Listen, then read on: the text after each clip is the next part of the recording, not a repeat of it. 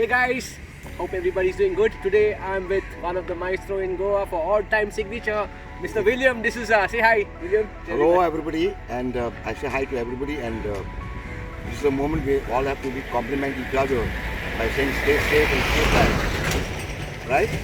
So keep the groove positive and keep the happening. All right, so this is explanation of this rhythm is called flavia, but I'm doing flavia in different forms, and I'm singing in Gypsy language. And you was asking why Gypsy language, not in English language. See, I'm from Africa, who studied Portuguese there earlier, so those influences are there. Because Portuguese and Latino, Gypsy, Spanish is very close. So I would do this thing where I call Ore pote, petore, roseto, peto, ketore, seno pito, sero pito, pe, kereto, sentare, una pito, se, corretto, seno petorita, pe, soneno, pe, pirotita, pe, corretto, pe, perito, pa, prapatito, pero, pe, prapatito, pero, pe, prapatito, pe, perito, pereto, pipi, pa, pe, perito. What was your experience and how did lockdown treat you? The lockdown period was very interesting for me and very positive. So I just thought in my head, the mindset was that I would feel very positive rather than sit at home and do nothing. And just crib about, lockdown, today lockdown, tomorrow lockdown, only have bread and dal and chapati. No, I went with a lot of things. When I started thinking what I can do during lockdown. I used to cook, I used to do some cooking for myself, then I used to talk to people over the phone.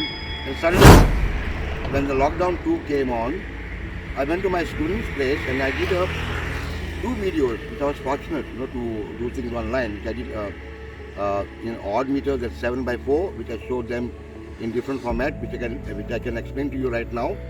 I told them okay, fine, it's like this. You play 3 plus 4, that's a 7. So what I was doing 1, 2, 3, 1, 2, 3, 4, 1, 2, 3, 1, 2, 3, 4. It's one format. Okay, then I showed them 1, 2, 3, 1, 2, 3, 4. Then I did 1, 2, 3, 1, 2, 3, 4, 1, 2, 3, 1, 2, 3, 4, 1, 2, 3, 1, 2, 3, 4. So this becomes a slightly out of the box. Then I did one thing in Carnatic that's called, okay, you're doing 1, 2, 3, 1, 2, 3, 4. Tarik, dim, tarik, dim, tarik, dim, tarik, dim, tarik, dim, tarik, dim,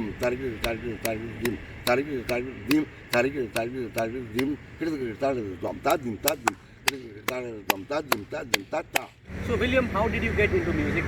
I started in school, in a boarding school, a Jesuit boarding school. And since I came from a musical parents background, my father was a violin player, my mother was a dance teacher. So I started playing just with the snare and bass drum in the boarding. And then gathered some few singers and one guitar player, and it all started there. When I was in my teens. I started when I was 8 years old.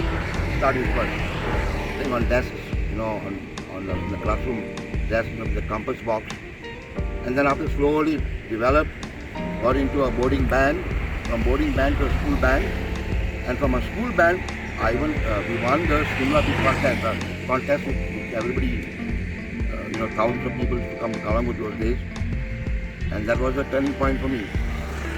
And then I started growing, not looking back, and I grew from strength to strength, and then I had a way for experimenting and learning music all the time. So after my pharmacy, my B.Pharm, I went to Bangalore to do my Indian music studies. That's South Indian music studies. It's called Mridangam. And from there, I took to many other derivatives of Mridangam, percussions. And then I started collaborating on Western drums. And then I got offers to play with the various bands in Bangalore, jazz bands in Bangalore. Then before that, a little before that, I went to Europe, to Germany, and I played with a group called Embryo. How I got with Embryo is that I was only go on Indian playing, with at the coastal, at the coastal around here in Goa, playing with various international bands. I started with a rock and roll band called the Big Dipper Band. Who started was a guy called Gil from California. He started a rock and roll band, and then I was interviewed. I was auditioned thoroughly until they were satisfied that I could fit in there. So that's how it started. And I moved in from one band to another band, and that's how, when I met up with a group called Embryo from Germany. They found lots of potential in me, and then they took me to Europe, to Germany in '79 while I was doing my pharmacy.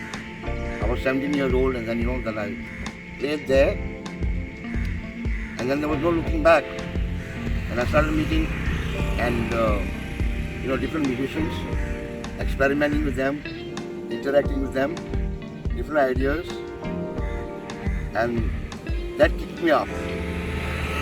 So you got to have the kick. You got to have, you got to use your intuition also, what fits in where. And then, when I met different musicians, I started building up, and then of different styles. So that's what it is. And right now, I'm doing research in odd rhythms. And I keep still learning, and till the end of time.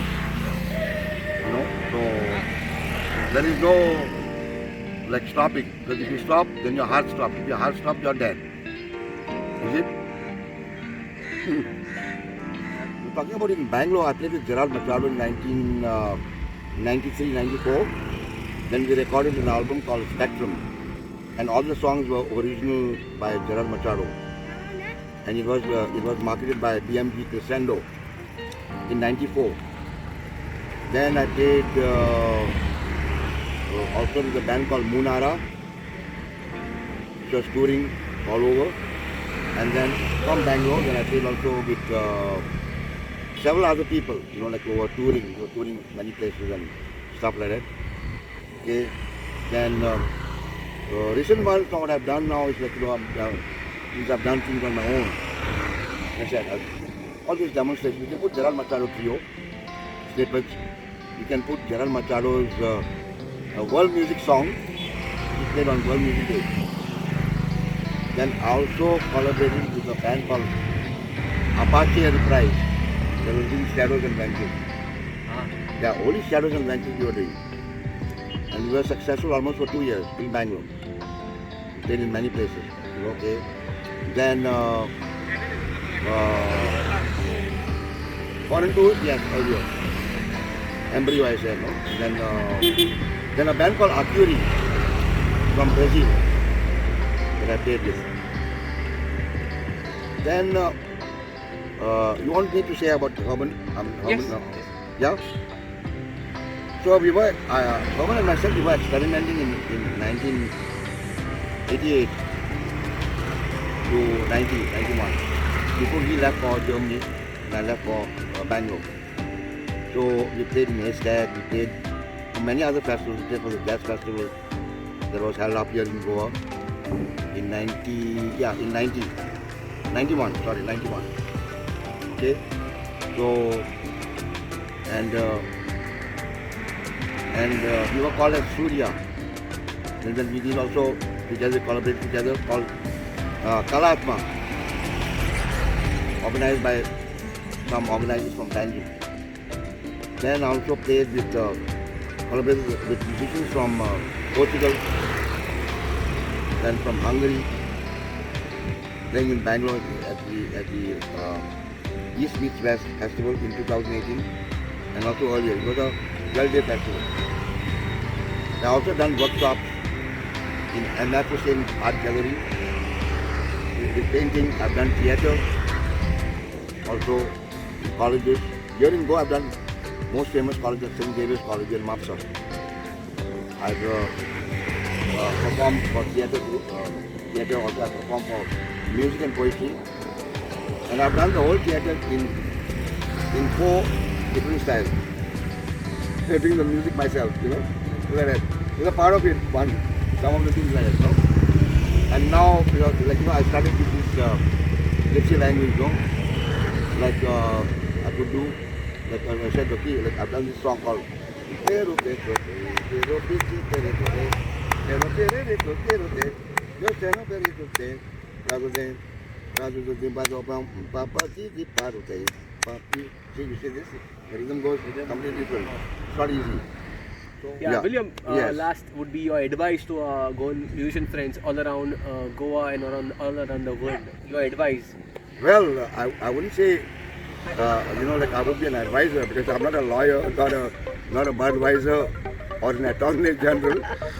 So it's just a joke, okay? But so I would say that you find your own group, you find your own rhythm, and develop on that rhythm. But as a musician, I would say, as a percussionist, I would say, I think you should take up to Indian percussion, either a tabla or maybe a mridangam, because that gives you, the incentive, and the boost to learn more things and more rhythms. Okay, because in Indian music, there is a vast subject of learning rhythms. Not to say that in Western music there's no rhythms, there are, but in Indian music you learn lots of complexities also, So if that interests you, well, go ahead. See, for me, what interested me was I joined the college of Karnataka College of Percussion way back after my pharmacy, and that's how I developed there. And Indian rhythms that gave me so much of incentive, to experiment, to learn more, and add to my Western music. With Western music, that becomes a plus point. When you use Indian rhythms and Western music. And I started incorporating lots of Indian rhythms in Western music. No, but I would advise you come in. I wouldn't say advise, but I would always, tell musicians, young musicians, that it's left up to them, because many musicians also have branched up into different genes of music. So depends what is their taste, their approach.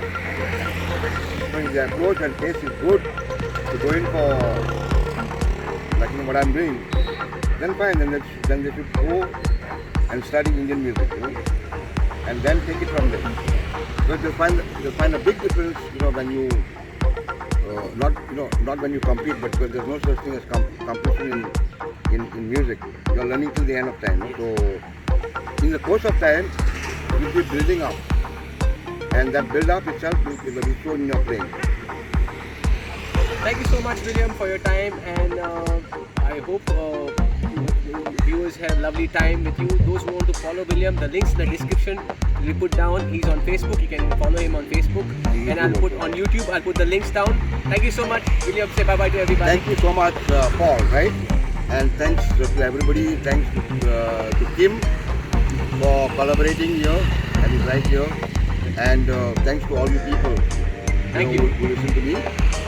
And have a great evening. Thank you.